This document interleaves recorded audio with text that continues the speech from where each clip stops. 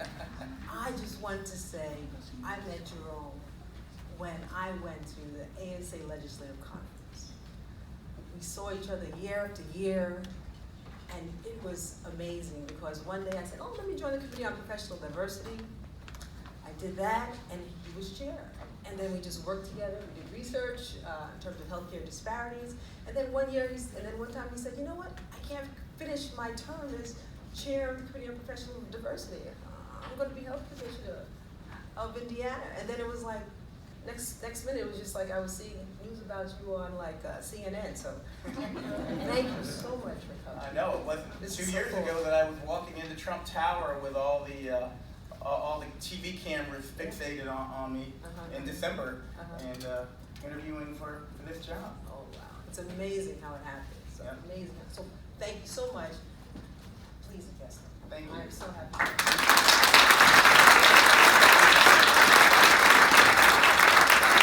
Well, good morning, everyone, and I just really appreciate the invite here to the meeting. I'm going to have a session later today, so I'm not going to say things that we're going to talk about in that latter session, but I wanted to come and address the House of Delegates, and just first of all to say thank you to each and every one of you. Thank you as individuals, thank you as members of the New York State Society, and thank you as ASA members. Because the fact is, if it weren't for each and every one of you and your commitment to advocacy, I wouldn't be where I am right now.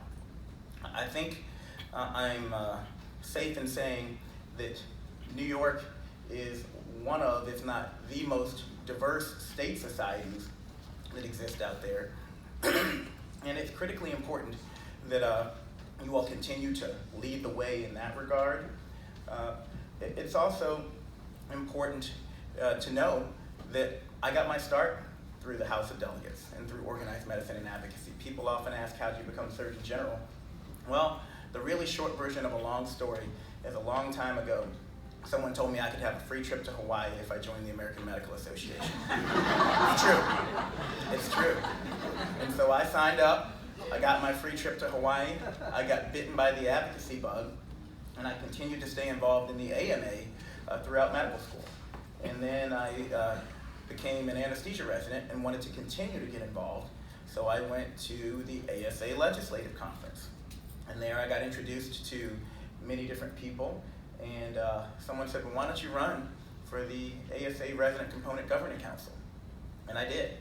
I got on that governing council, and that actually, the notoriety there helped me get positioned within my state, and I was on my state anesthesia society board. And that put me in the sphere of people like then Governor Mike Pence.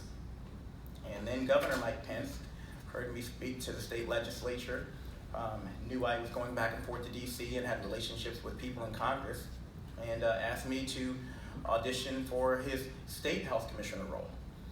And as Vilma mentioned, I ran the State Department of Health in Indiana for about 3 years. But the fact is, I wouldn't have been there if it weren't for the opportunities that I had through organized medicine and advocacy. So thank you so much for that.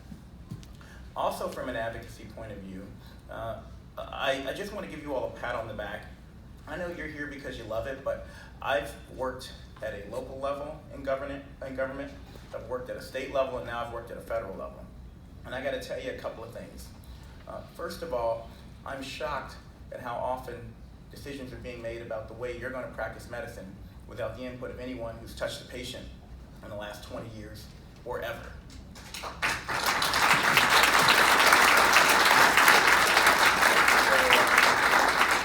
It's critically important that you continue to make sure that your voice is heard, that you give input whenever you can, that you allow others within your practices to be able to give input. I actually had to take time off from work to be allowed to participate in advocacy back when I was a resident.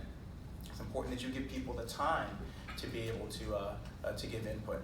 And it's also why I'm proud to say that I still practice, and I had to fight for that. They didn't want me to continue to practice, and I said, what sense does that make to call myself the nation's doctor if I'm not actually being a doctor? But I still practice about a day a month at Walter Reed in the ORs, and was just in the ORs 2 weeks ago. But it's because I think that contact with patients and with providers provides insight into the policies that we're forming. Here's one of the big misnomers out there, or misconceptions. People think that there's a lot of bad people in Washington, D.C. There's not bad people in Washington, D.C. in general. There's a lot of ill-informed people in Washington, D.C. Good intentioned, but ill-informed. And so it's critical that we all do everything we can to make sure they've got the right information to make the right decisions. And a great example of that is surprise billing and out-of-network billing that you all are going to be debating at this meeting. It's a problem. It is a problem. From a patient point of view, anyone who's experienced this or heard about this, this is devastating. But the policies are being made without input from people who can really help policymakers understand, well, that may sound good in theory, or that may look good on paper, but it's going to have a devastating impact on access. And it's going to have a devastating impact on provider equity. And so, again, important that folks stay involved. I want to hit that point again, foot stomp the point about diversity, because back when I was a resident, back when I was a medical student, this room would have been 80, 85, 90% white males. I went to the ASA Board of Directors meeting in my role as ASA Resident Component Governing Council member. And I will tell you, I'd look across a crowded room and I'd see Claude Brunson on the other side of the room and I'd go, oh yes, there's one of us here. And it really is special to me to have a room that is this diverse. This many women in the room, this many people of color in the room. I think we still have a ways to go, but I want you all to know that I'm proud of how far you have come in increasing diversity, because it matters. And I was talking with Dr. Jane, who's going to be the new head at Bellevue. I worked at the Bellevue in Indianapolis for the last 10 years. And in any number of different ways, it matters that you have a diversity of opinions and of people helping to formulate your policies. It matters because it makes us better patient advocates. I've worked in private practice in an all-white community, and I've worked in academic practice at the Bellevue of Indianapolis. And while there are a lot of similarities, I can tell you there are a lot of differences too, in terms of the culture of the patients, the providers who tend to work at those institutions, and the care that gets delivered. And it's important as you're deliberating important policy decisions here at NYSSA that you continue to think about how those policies will be better informed and you'll be better able to help your patients if you have a representative point of view here. So one of the things I would call on you to do, which leads into my next point, is think about being mentors and sponsors to people out there so that you can continue to increase the diversity within the New York State Society. There's lots of young people walking around this meeting. I don't see very many of them in this room though, and that's a problem. That's a problem. Each one of you, I challenge you, grab a young person who you see walking around this hotel. Ask them, what's your name? What are you interested in? Invite them to come and sit in on the House of Delegates. Come, sit next to me. Learn what we're doing in the New York Society. Learn why it's important to you. Learn how you can get involved. Because I wouldn't be here if someone hadn't extended that hand out to me back when I was a medical student, back when I was a resident. And the final point that I want to close with, and this is dipping in a little bit into the conversation I'm going to have with Dr. Peterson later today. But remember that health is so much more than just health care. And it's easy to be at these meetings and get focused on health care, health care, health care. But you're physicians, not technicians. And raise your hand if you were at my ASA Robenstein lecture. So many of you were. I won't repeat it, but to really give you a quick summary of it, I think one of the major points that I wanted people to take home was that back when I was a resident, back when I was a medical student, if you asked an anesthesiologist, what do you do?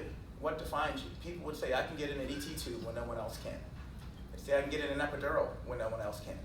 I can get in a central line when no one else can. Well, guess what? We have video laryngoscopes now, and my son, my teenage son, could be trained to put in an ET tube with 97% plus accuracy with a little bit of training with a video laryngoscope. We have ultrasound machines. There's hardly a healthcare provider out there now who can't put in a line or do a block with training with an ultrasound machine. And if they get into trouble, they've got intralipid to bail them out. So the procedures are easier, the risk is lower, and if you're going to continue to hang your hat on being a technician, then you're going to be treated like a commodity. And so my challenge is to really think about what anesthesiologists bring to the table beyond being technicians. And I stand before you as Surgeon General of the United States. We bring a whole lot more to the table. I don't want to sound like I'm bragging up here, but I will tell you that with the opioid epidemic that's going on, with the conversations about vaping and vaping-related lung injury and the impact of inhaling something into your lungs, with the conversations we're having right now in regards to public health, I am easily the most qualified person in the room to talk about these issues when we're having a policy debate. But we need more of you to step up and be willing to be part of those larger health issues. The studies suggest that health is only about 10% health care. About 90% of what determines our health are things that go beyond access to health care. Things like environment, things like housing, things like transportation, things like access to fresh fruits and vegetables, things like the policies that happen in your communities. So why the US spends so much more on health care than any other developed country, but has terrible results, is seeing infant mortality and maternal mortality rates go up, is seeing life expectancy go down. And so if you want to have a real impact on people's health, I challenge you to think beyond being a technician, think beyond simply health care, and think about how anesthesiologists can play a role in smoking cessation, and preventing young people from starting vaping, and raising dangers about increasing access to marijuana, particularly for our young people and our pregnant women. Oh my gosh, I walked to dinner last night and I literally had a contact high from walking down the street. I mean, it's ridiculous. It really is. And I think that there are ways that you, multimodal analgesia and opioid alternatives. I was talking about that before that was even a such thing. But that's because I was an anesthesiologist. So please, please, please support our younger people, increase diversity within your society, and continue to think about how you can lean into health and not just healthcare. And if you do that, anesthesia will not be seen as technicians. We won't be seen as commodities. We won't be seen as a group of old white males looking to keep our carve out. We'll be seen as a diverse array of physicians who bring a special expertise to the table and who can improve health for the entire country.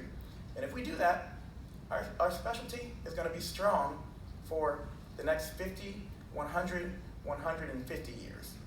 So thank you again for the opportunity to address you. Thank you, because I wouldn't be here if it weren't for all of you. And thank you, Vilma, and to the entire New York State Society leadership for, again, leading the way for the rest of the country. Thank you.